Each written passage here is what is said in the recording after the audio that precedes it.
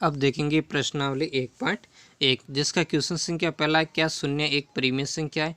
क्या इससे आप p बटा क्यू के रूप में, किसके रूप में, इस चीज़ को ध्यान रखना, p बटा क्यू के रूप में लिख सकते हैं, जहां p और q क्या है, पूर्णांक है और q बराबर क्या है, 0 नहीं है।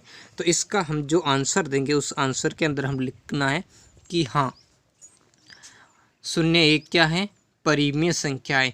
और इससे हम p बटा क्यू के रूप में लिख सकते हैं। कैसे?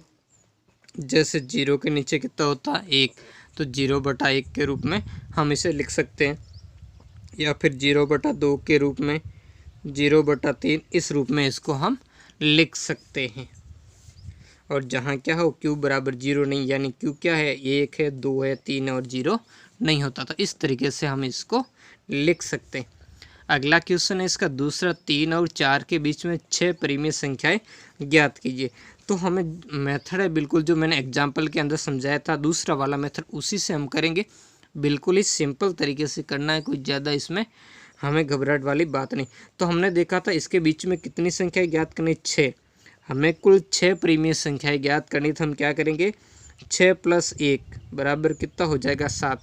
ये 7 हमारा क्या है, हर है, क्या है, हर। इसे हम क्यू मानेंगे और बाकी संख्या इसके बीच में होगी, यानी ये 7। अब 7 में भाग किसका देना है, 3, यानी 3 आना चाहिए। तो इस 3 को हम क्या करेंगे, 7 से गुणा कर लेंगे। तो 7 ये कितना हो जाएगा, 21, यहाँ लिख देंगे।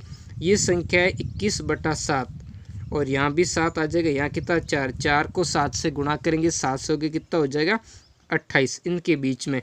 तो वो संख्या कौन सी है, तो उसको हम लिखेंगे।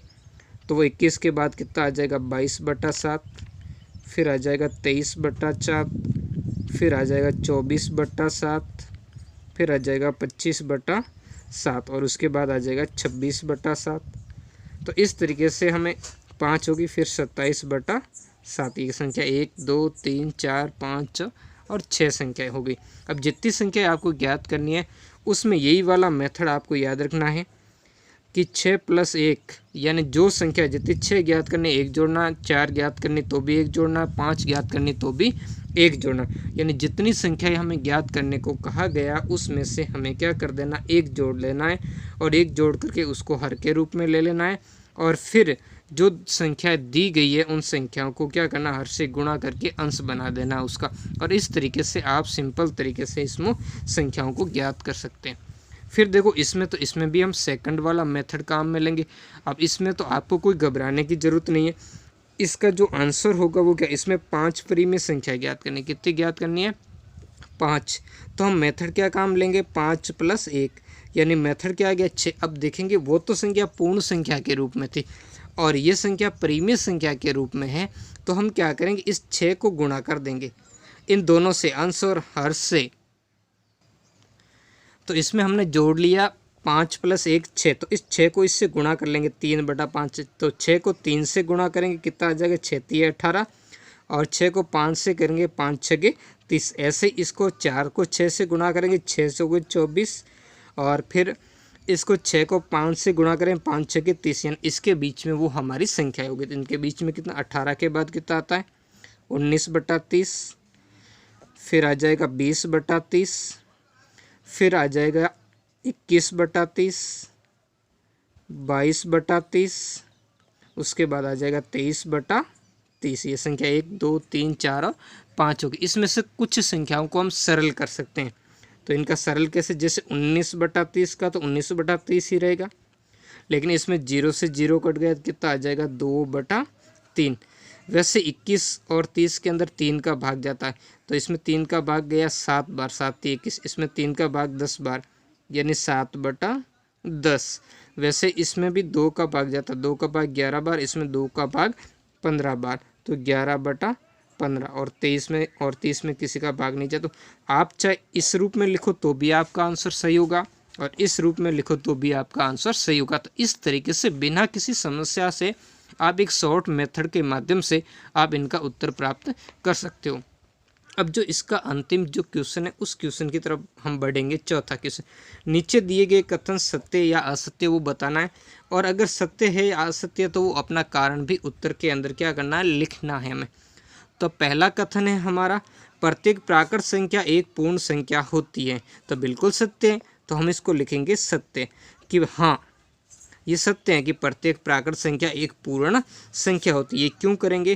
क्योंकि पूर्ण संख्याओं के संग्रह में हम लिखेंगे पूर्ण संख्याओं के संग्रह में सभी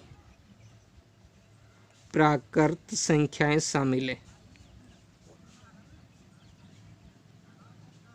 शामिल होती हैं। इस टाइप से आप लिख सकते हो, है ना। क्योंकि देखो प्राकृत संख्या क्या होती है, एक से प्रारंभ होती है, 1 2 3 4 और धनात्मक रूप से संख्या रेखा पर दाईं ओर बढ़ती है। और पूर्ण संख्या 0 से शुरू होती है और धनात्मक रूप से संख्या रेखा के दाईं ओर बढ़ती है। यानी पूर्ण संख्याओं के अंदर सभी प्राकृत संख्याएं उसमें शामिल। इसमें प्रत्येक पूछा तो सत्य है। अगला जो क्वेश्चन है इसका दूसरा है कि प्रत्येक पूर्णांक एक पूर्ण संख्या होती है, तो ये सत्य नहीं है। क्यों? क्योंकि पूर्णांक के अंदर, पूर्णांक क्या होता है, धनात्मक और ऋणात्मक दोनों प्रकार की संख्याएं पूर्णांक के अंदर होती है, जबकि पूर्ण संख्या के अंदर सिर्फ और सिर्फ धनात्मक संख्या होती है। इस कारण ये कथन क्या होगा, असत्य है।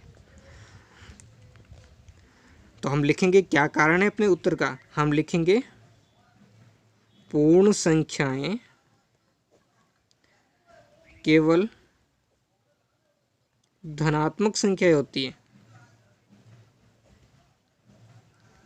जबकि पूर्णांक ऋणात्मक भी होते हैं। यानी पूर्णांक के अंदर ऋणात्मक संख्याएं भी क्या होती है, सम्मिलित होती है। अगला है प्रत्येक परिमेय संख्या एक पूर्ण संख्या होती है। पूर्ण संख्या, प्रत्येक परिमेय संख्या, तो ये भी कथन क्या होगा, असत्य होगा। क्योंकि पूर्ण संख्या हमने देखी 0 1 2 3 4, तो प्रत्येक परिमेय संख्या इसमें पूर्ण संख्या नहीं हो सकती, तो ये क्या होगा, असत्य कथन होगा। क्योंकि परिमेय संख्या अलग अलग हो सकती है।